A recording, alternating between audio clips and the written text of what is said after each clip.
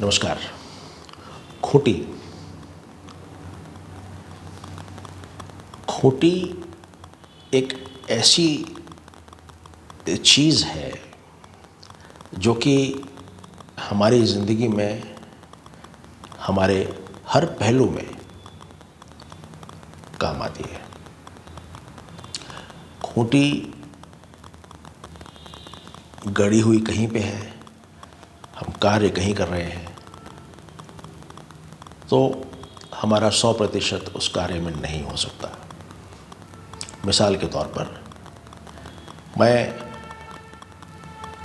अगर खाना बना रहा हूँ, खाना गैस पे रखा हुआ है और मैं अभी आके वीडियो बनाता हूँ, मेरा आधा ध्यान उस जगह रहेगा तो मैं अपना 100% यहाँ नहीं दे पाऊँगा। दूसरा, जब मैं यहाँ हूँ वहाँ इमरजेंसी आ सकती है। इमरजेंसी का मतलब उस कार्य में और ज़्यादा समय लगना। जब मैं उस इमरजेंसी को एड्रेस कर रहा हूँ तब यहाँ पर इमरजेंसी आएगी, वहाँ से मैं यहाँ आकर के इस इमरजेंसी को जब एड्रेस करूँगा और समय लगेगा, और जो मेरा शेड्यूल्ड कार्य है, शेड्यूल्ड कार्यक्रम है अगला वाला,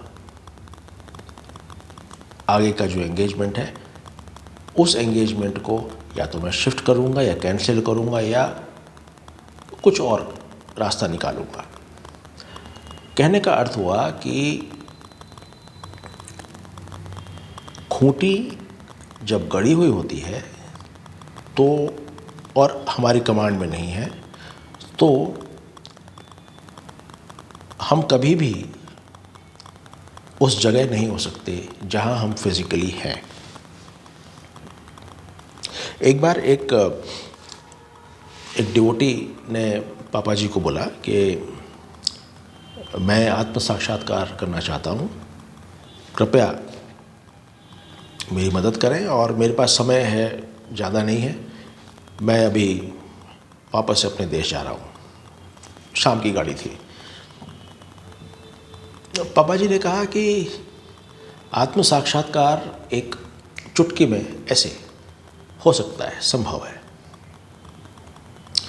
पर जब तक आपकी खूंटी कहीं और गड़ी हुई है तब तक संभव नहीं है। आप वो जो रस्सी है उसको काट दें अपनी खूंटी से,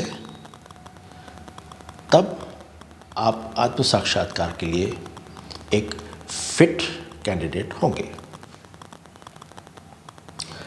यानी ये हुआ कि जो भी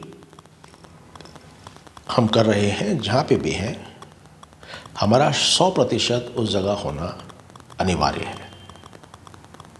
मगर इसका मतलब ये हुआ कि जो एंकर है वो हमारे हाथ में होना चाहिए, और जहाँ हम जब तक हैं तब तक एंकर डाला हुआ है। जिस दिन हमको महसूस हुआ कि अब हमारा यहाँ काम हो गया है और हमको अब दूसरी जगह जाना है, एंकर उठाओ, वहाँ चल दो, वहाँ एंकर डाल दो। An anchored ship is much more stable than a ship which is not anchored. एक वो शिप जिसका कि एंकर डला हुआ है और मजबूती से डला हुआ है, वो ज़्यादा स्टेबल है और अपने कार्य को पूरा करने के लिए सक्षम है बनिस्बत उसके कि जिसका या तो एंकर उसके डला हुआ नहीं है या एंकर कहीं और है और बीच में एक लंबी डोरी है। उस शिप का भी भगवान ही मालिक होगा। इस चीज़ को विचार करें। एंकर हमेशा शिप के कप्तान के हाथ में होना चाहिए। यानी कि इस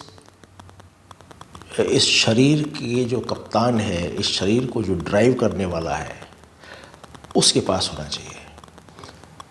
उसी को पूर्ण और संपूर्ण स्वराज कह सकते हैं। Thank you.